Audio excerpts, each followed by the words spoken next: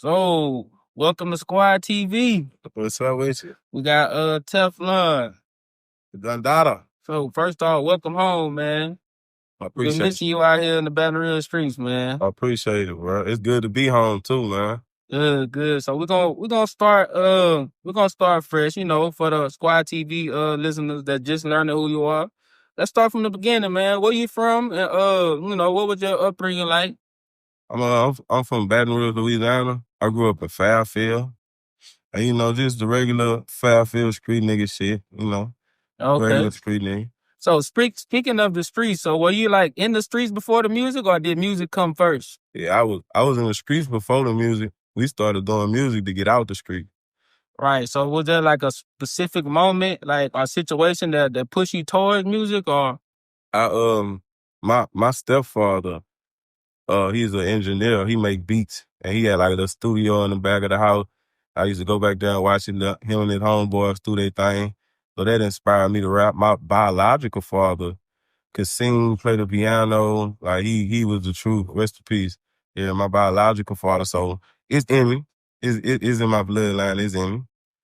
So let's say so that means you got a big history of music, like in your life as a whole. Yeah. So speaking of that, so did you have like any did you play any sports in school or what? Yeah, I played football, we played basketball. I wasn't no good, but we tried. I wasn't no good, but we tried. Okay. What was if you had to pick a favorite sport out of which one, which one do you think? I like basketball. Basketball. So you can hoop a little bit. I do a little something. All right, we're gonna have to put that to the test one day, man. I do a little something. I didn't come out the yard, man. I play ball. I'm nice. Yeah, I do a little something. Okay. Speaking of sports, man, would you see yourself like doing community outreach things for kids in the area? Yeah. I just come on, so it's the summertime, so I'm trying to get the back to school thing with like the book sacks and reaching out to the community. And it's a lot of kids that listen to me too. So I'll do like motivational speeches at the school and stuff, telling children what they can go through if they live in the streets and what the outcome is, because people don't never tell them the flip side of it. You know what I mean? So like that and giving back, like I done buried babies and stuff. Like I'm very involved in the community. Yeah, so it's like it's a lot that goes on that these kids see, man. And these kids are our future, man. I'm gonna have to play my part and try to get you on at one of these school systems so you can come talk to the youth, man. Most definitely, I'm gonna pull up. All right, good. So we're gonna move around a little bit. So street life and legal issues. I know you've been gone for a little while, man, but Yeah. was your street credibility ever a blessing or a curse? It was a little bit of both, because a lot of powerful people is in touch with the streets. And by me being a street nigga and being in the streets, it got me in a room with a lot of powerful people. And a lot of opportunities came about for me just being in the streets and knowing certain dudes with money and dealing with certain dudes. A lot of opportunities open from me just being in the streets and moving around. So it helped me. It's bittersweet. It's a gift, and it could break or make you. You know what I'm saying? It could be good and bad. All right, so do you feel that sometimes it overshadows your music? Yeah, because by me being in the streets, I've been in the streets since I was like 13. A lot of people know me from the streets, and they don't really know Teflon, the artist. So they be expecting me to be on some street shit all the time, and they forget that I am a musician. I am a recording artist. So it's bittersweet. It be good. It be bad.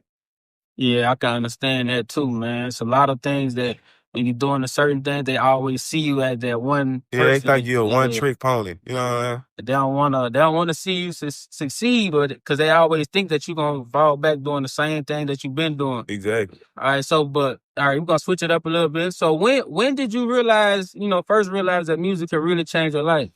I was in the hood, and it's this street dude go by the name of Tim. He got a brother named Titus. And we was in the trap one day, and he pulled up, and I know he knew Lil Boosie or whatever, so I had rap for him. He like, man, get in the car. And we pull up on Big Homie Murder. Shout out Big Homie Murder. And Big Homie was starting this record label, Straight Drop. I rap for him. He like, man, you raw. He signed me. And I had shot a video to an old Boosie beat, or What About Me? And when Twan shot it, shout out to Twan. Twan shot the video. When I shot the video, it did like 1 million views. And when I seen the views go up so high, I was like, man, I can do a little something. And that's when I took rap serious. When I hit my first 1 million views on Twan channel, I took rap serious, and I realized like I could really rap. Oh, okay. So that means that so basically once you broke the code of the social media thing, you already knew Yeah, it that was up. online, once you start dropping, that most people gonna tune in. Yeah, they wanted to hear what I had to say. They hear your voice. So the industry can be political, you know. So have you ever dealt with like hate and gatekeeping, like from being blackballed in this industry? I wouldn't say I've ever been blackballed. I'd say my street ties stopped me from doing a lot of business. By me being a street person and coming from the street, you know, a lot of corporate America, they don't be wanting to work with you. It's a lot of artists that be having gang stuff going on. So if you from a certain area or you get along or you deal with a certain type of people, that'll affect your business. Cause in this game, you know, everybody is like Young Boy, for example. We did music together. We got music together, but the people that I affiliate with, he don't really affiliate with. So that kind of stopped us from doing business because of who I'm affiliated with and who he affiliated with it. So us two as artists couldn't really do what we needed to do because of who we were affiliated with. So sometimes your past will catch up with you, or how you living could stop you from prevailing in this industry. Because this industry is all about perception. You know, everybody want to look good, everybody want to be perfect. And ain't nobody perfect. So I wouldn't say I'm blackballed, but sometimes the person I am and where I come from and how I came on the scene could affect people from wanting to deal with me because they be scared. You know what I mean? They be scared. So like a lot of street politics, per se, in Baton Rouge. Yeah. So how you balance those, like the best of both worlds? Like I know your name hold weight in the streets and in the music. So how do you balance that? I try to let the people know that I am an artist, you hear me? And I am a man. You know, I understand my persona that I give off and my background. I understand it, but at the same time, I am an artist. So I try to separate the streets from my work. You know what I'm saying? I try to separate the two, and it be hard. Times I have to hold my tongue and I can't speak how I want to speak because of the business. So I just try to keep it separated. When I'm in business mode, I'm in business mode, and when we in the streets, we in the streets. So I just try to keep it apart from each other. Okay. Hey. So all right. So there's always something like buzzing around Baton Rouge, man. So I know you've been away, so you haven't. I don't know if you've been in tune or haven't been in tune, whether it's drama, competition, or collaborations. Like, what's your perspective on everything lately in like the Baton Rouge social media thing, especially as Louisiana as a whole? We can start by so they had a few inmates escape from the New Orleans prison system. What's your take on that? Yeah, I think they stupid as fuck. They catch you once, they gonna catch you again. When you're in jail and you're doing time day for day, your time getting shorter is not getting longer. So just sit your ass still and do your time. You're gonna break out, they gonna pull words out, and they gonna tell on you, you're gonna go right back to jail. That is stupid. You ain't got enough money to flee the state when you break out. Like, where y'all, then half of them been caught already. That's stupid. That's stupid. I don't condone that. One of them got caught in Baton Rouge over there in Hammond. I don't know how he got out here. That's a long way. Yeah, that's a long way on that bridge coming to New Orleans. That's a long way. They crazy. I'd have been trying to get on a private jet or boat. I've been trying to get out of the country. Yeah, like, they nigga going to Baton Rouge, man. He's a dummy. Right. And it's a lot of I don't like to too much talk on Baton Rouge beats, man, because that's kind of close to our heart. Everybody know each other in Baton Rouge, man. What's your perspective on the main music TEC situation? To be honest, I'm good friends with Fredo. I'm good friends with Fredo. I was in the feds with Maine when he left the BOP. Me and him was in West Baton Rouge together. And to be honest, you know what happened. You know, I ain't the one to speak on it. I ain't the one to, but we know what happened. We all know what happened. But I do disagree with how he came home and he went against somebody that we know him for being with. You can't say Maine without saying TEC. You can't say TEC without saying Maine music. So I disagree with their situation and what they doing. I feel like you're supposed to be your brother's keeper, no matter what we got going on personally. They're never supposed to hit the media. They're never supposed to hit the streets. So I don't disagree. I disagree with what they got going on right now. I'm not with that. I'm not vouching for that. That's stupid. Come on, man. I ain't with that. I ain't with that. Like, do you ever feel like it's the fans that keep edging it on, or do you feel like it's just everybody just want to see entertainment? I don't blame the fans because the fans gonna be fans. You know, critics gonna be critics. The press is the press. But you as a man gotta have morals and be like, no, I'm not finna get on there and talk about that. No, I'm not finna talk about our personal business. Then everybody got cell phones. All this shit can end with a phone call and a nigga admitting they wrong.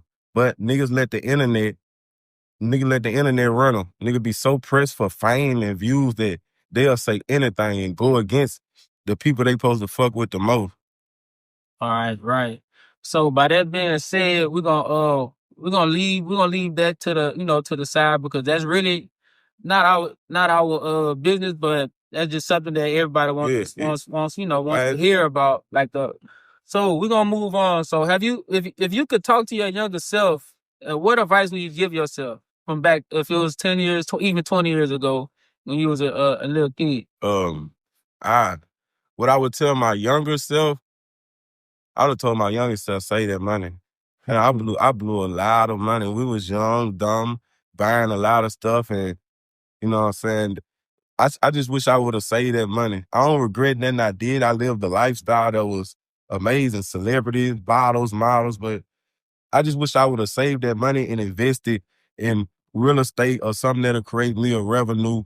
Cause outside of rap, outside the streets, I just wish I would have invested my money a little bit better. Right.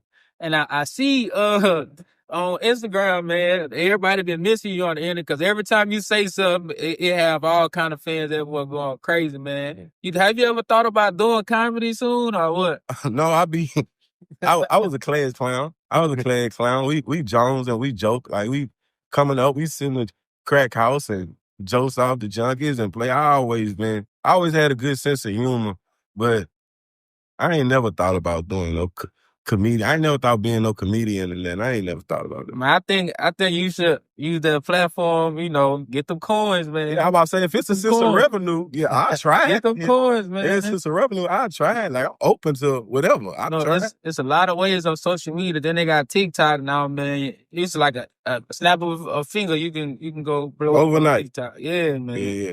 All right, so your music and studio process, like what's your creative process in the studio? Do you come in with a plan or you just vibe out? I'm actually a reality rap. Like, I be rapping about what I be going through. I be rapping about my life and the things that I have experienced. So that's what I get my inspiration from. I'm feeling sad, I'm feeling go explain why I'm feeling sad. If I'm happy, we gonna make happy song. I just reality rap. It's just whatever going on in the world and in my life right now, that's what I'm talking about.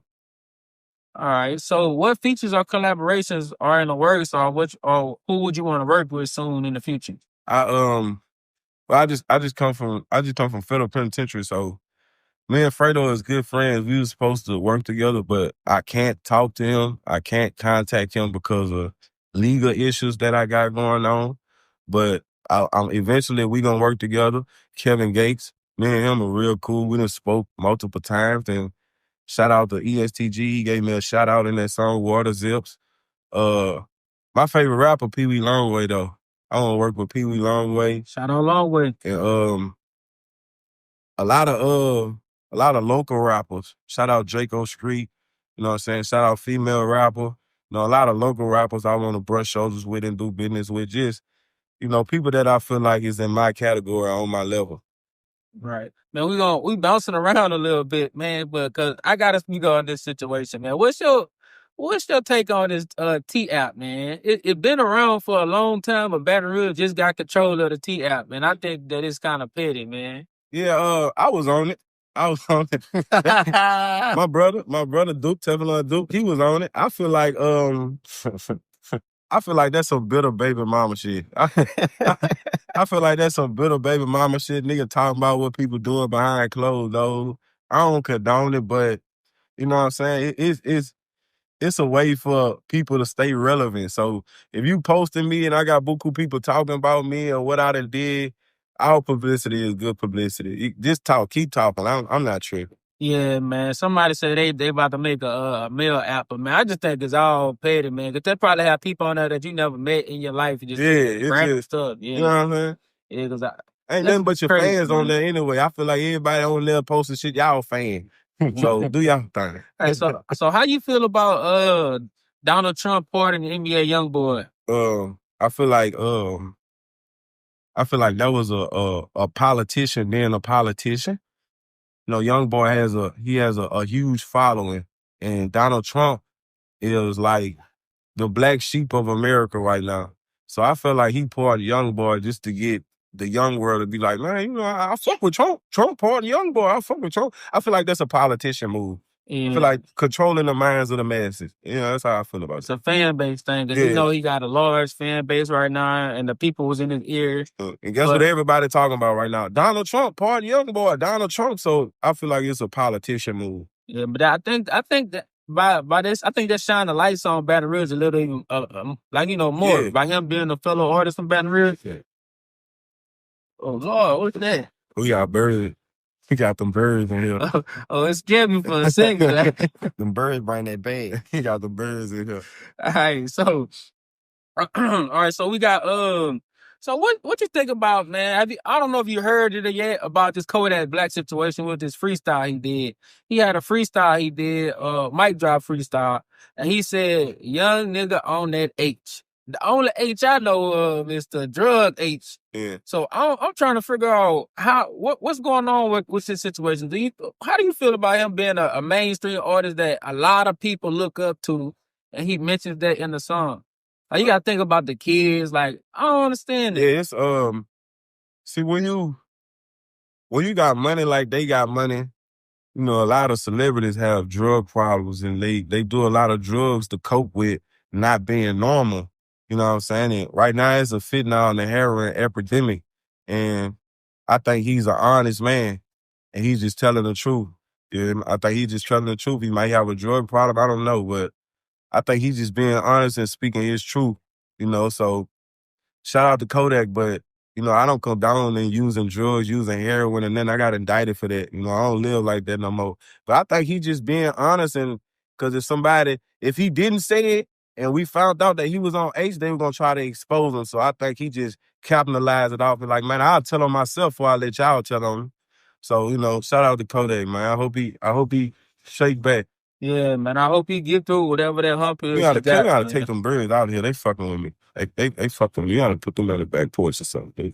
Yeah. All right, so man, I know you've been gone for a while, man. So we're gonna get right into it, man. What's your legal battles like? What was the reason why you went to jail? A lot of people are unclear about what happened with your situation. Yeah, like I said, man, we was in the streets for real. Like, we was in the streets for real.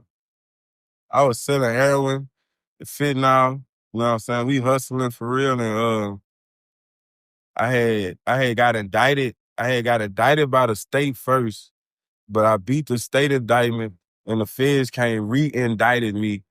A 4-count indictment, 2-count distribution of heroin and fentanyl, possession with intent to distribute heroin and fentanyl, convicted felon in possession of a firearm.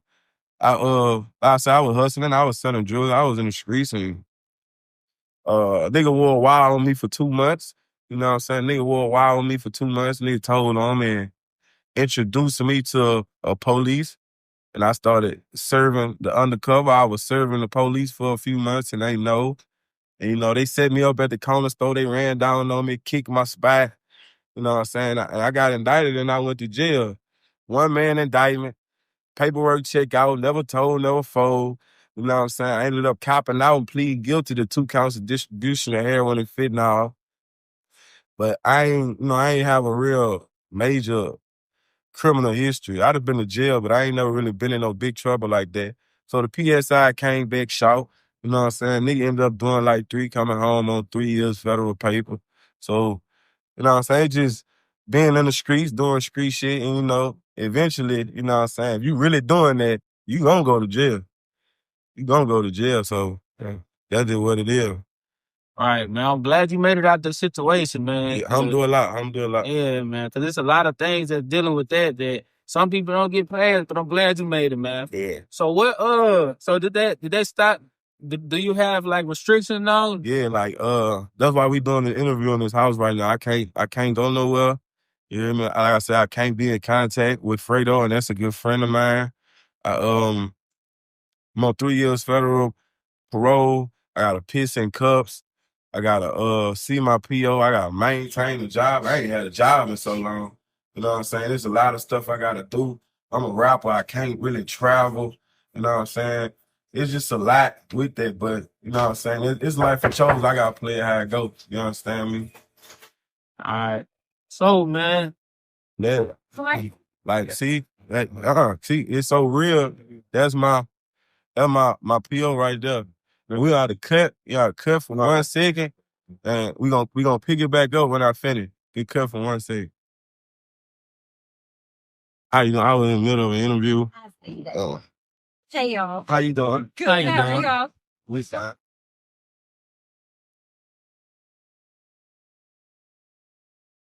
Back, man. I seen you had to take care of your legal situation, Yeah, man. man. How did that go? Parole officer come and check the house. They just on my trail. They know I'm a rapper. They know, you know what I'm saying? I got indicted, so there's a lot of stuff I can't do. And like they say, they checking my piss, they checking the house every day. It's just a lot, man. It's just a lot. Yeah, man. I seen with my own eyes, man. Trust me, man. I wouldn't wish this upon nobody, man. But I know you're gonna get through it, man. Yeah. All right, we're gonna move on, man. All right, so top 5 artists right now. Who you got? We're gonna start with top 5 mainstream artists and top 5 local artists. But here's the twist. I know we have a few artists that's local that made it big to mainstream. But if you mention them in your top 5 mainstream, you can't mention them in your local artists, and you can't mention yourself. We already know that's all right, so we're gonna start with your top 5. Who your top 5 mainstream artists is right now? My top 5 mainstream artists is, I gotta give it to Kendrick Lamar. Gotta give it to Kendrick. Like I said, I like Pee Wee Longway. I gotta give it to Pee Wee Longway. Kevin Gates.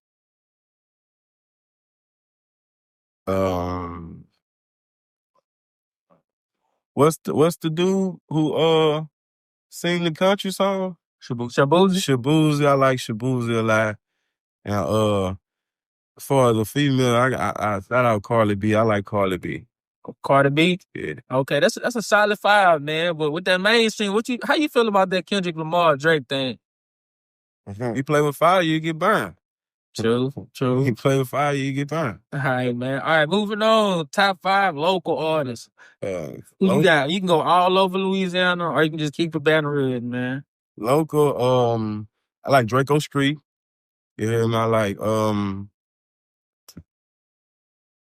what's the little dude with the bird? With the bird, he a little voucher.